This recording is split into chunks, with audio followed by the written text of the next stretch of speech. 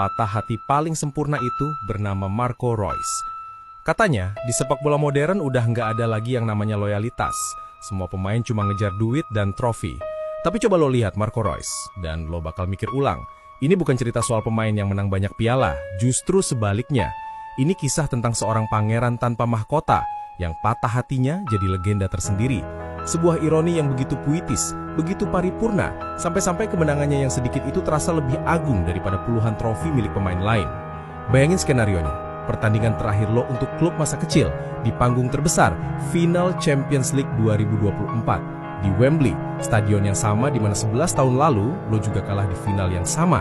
Ini bukan skrip sinetron, ini takdir Reus.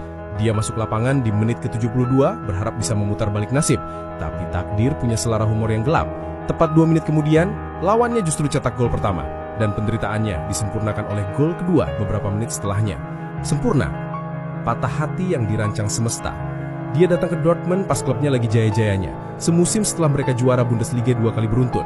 Dia pergi dengan kekalahan kedua di final Eropa, di stadion yang sama, lingkaran penderitaan yang lengkap.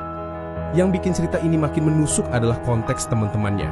Ingat, trio Reus, Götze, dan Lewandowski? Mereka idola, harapan besar Dortmund. Terus, satu persatu pergi. Götze nyebrang ke rival, Bayern, disusul Lewandowski. Mereka angkat Piala Champions League, bahkan Götze jadi pahlawan Jerman di Piala Dunia 2014. Turnamen yang harus Reus lewatkan karena cedera. Sementara mereka panen trofi di mana-mana, Reus tetap di Signal Iduna Park. Menjadi kapten, menjadi simbol, menjadi penjaga api di tengah badai. Dia melihat bintang-bintang baru datang dan pergi, dari Aubameyang, Sancho, sampai Haaland, tapi dia tetap di sana, setia. Pada akhirnya, Reus mungkin gak punya lemari trofi yang paling mentereng, cuma sepasang di FB Pokal dan beberapa piala super. Tapi lihat perpisahannya di laga kandang terakhirnya. Satu stadion membentuk koreografi raksasa, bertuliskan Danke Marco. Dia gak cuma dicintai, dia dihormati.